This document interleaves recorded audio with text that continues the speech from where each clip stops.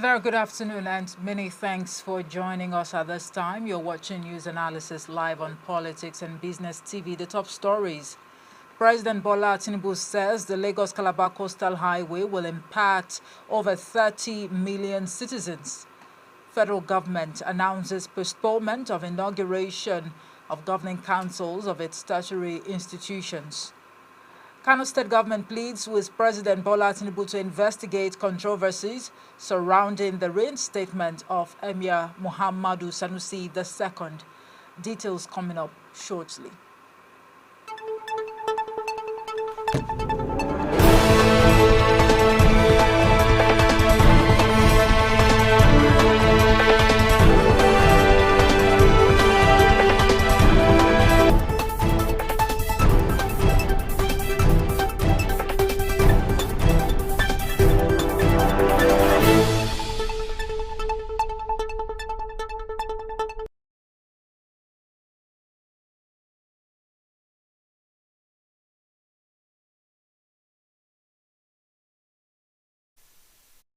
By President Bola Tinubu, where he said the Lagos-Calabar Coastal Highway will create job opportunities and also impact over 30 million citizens.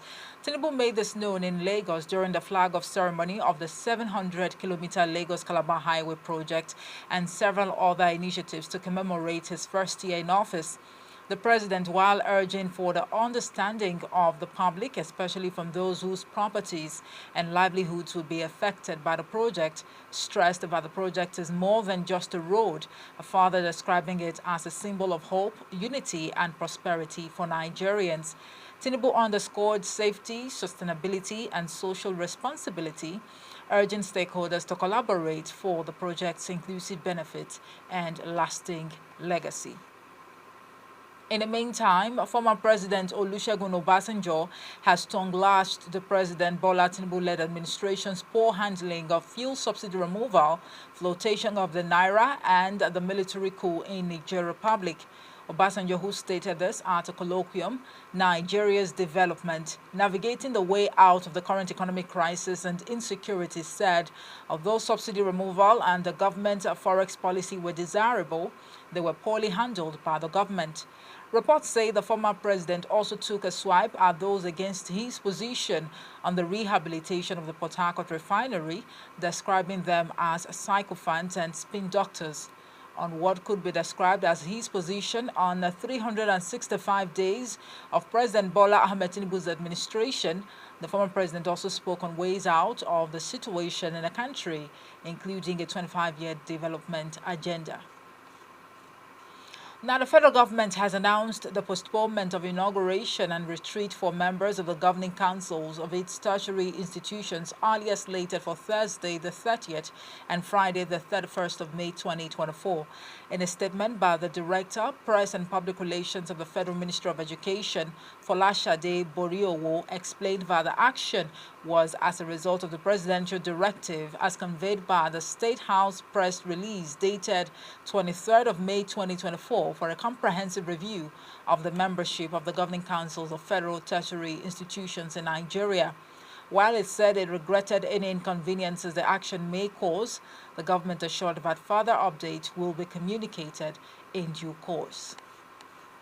You're watching news analysis live on Politics and Business TV. Still to come, in Lagos State, where 3 people have been confirmed dead with 7 injured as a mosque collapsed on worshippers, including children, yesterday. We'll bring you details of the story and more after this break. Do join us again.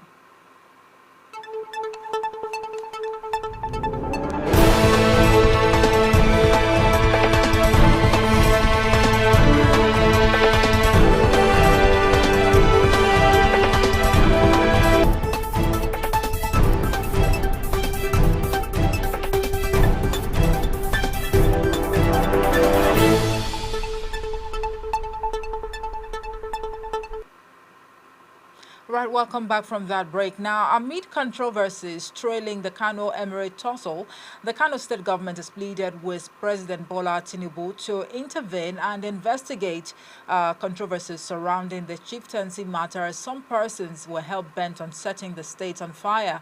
This was as it also called on the president to, as a matter of urgency, evacuate the 15th Emir of Kano, Aminu Ado Bayero, out of the state, stressing that his stay constitutes a threat to the state.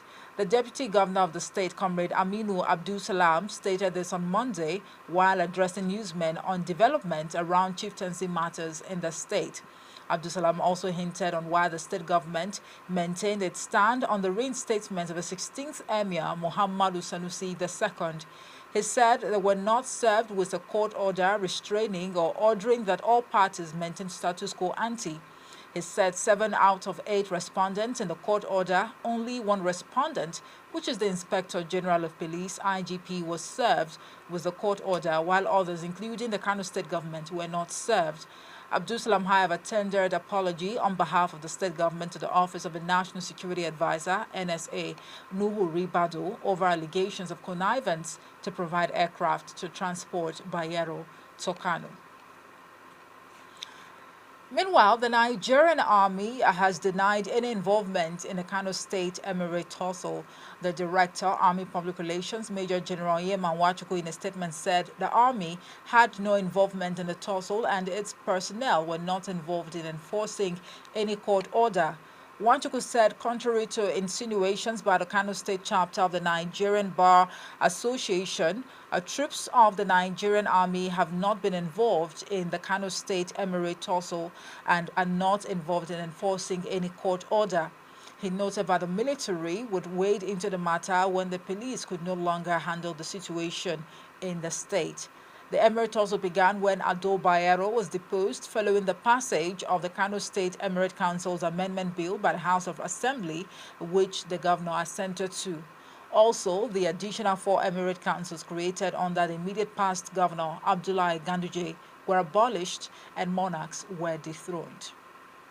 From Kano State, we head on to Lagos, where 3 people have been confirmed dead, with 7 injured as a mosque collapsed on worshippers, including children, yesterday. Reports say 4 individuals who sustained varying degrees of injuries were rushed to the hospital, while 4 others were treated and discharged at the scene. An eyewitness said the incident occurred when an excavator clearing silt from drainages along the road recklessly struck the mosque, causing it to collapse just as prayers were about to commence. Permanent Secretary of the Lagos State Emergency Management Authority, LASEMA, Dr. Femi Oke Osanyitolu, who confirmed the death, stated that other trapped victims were rescued from the rubble. Dr. Oke Osanyitolu reported that upon arrival at the scene at about 1:40 p.m., a preliminary investigation revealed that the reckless operation of the excavator had led to the collapse. Well, it's another May 27th where children are celebrated across the Federation. This day is usually observed with a lineup of events like march past, display of Nigeria's cultural heritage in form of drama and dancing. But all of the aforementioned seems to have become a thing of the past, especially as insecurity has ravaged some parts of the country, coupled with incessant attacks targeted at the places of learning, as of course these have sadly become a recurring decimal. Without making a storm in a teacup, over the decade-long attacks on basic education in Nigeria, let's beam our searchlight on the Israeli-Gaza war, with scores dead, wounded, and some even unaccounted for. Whilst the seemingly unending crisis has received global condemnation, some of the finest schools in Abuja have taken to the streets of Nigeria's capital city to stage a special Children's Day concert in honor of the suffering children in Gaza. The United Nations Children's Fund, UNICEF, says Israel has killed more than 13,000 children in Gaza since October 7th, while others are suffering from severe malnutrition and do not even have the energy to cry. For the organizer of the sit-out, Dr. Peter Piper, who is a human rights and civil society activist, the school are out to celebrate the resilience of children of Gaza who are trapped in a conflict that is not of their own doing. We'll now link up with our correspondent, Rilwan Musa Gawu, who has been out there monitoring the sit-out.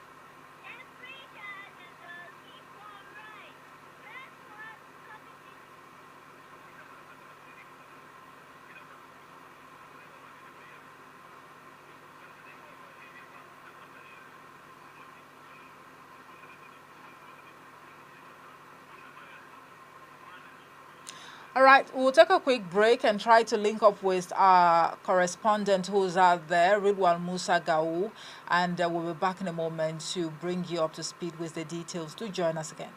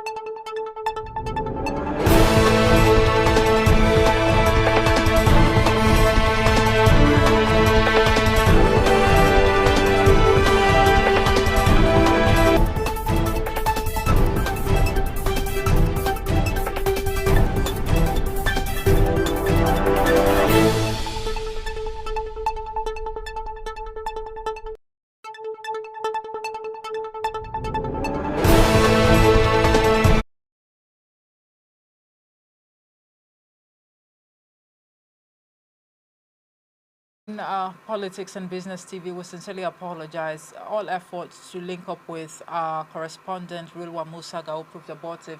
However, we hope to bring you details of the sit-out in our subsequent bulletin. Thank you so much for watching. I am Omoife Peace Osemere. Good afternoon.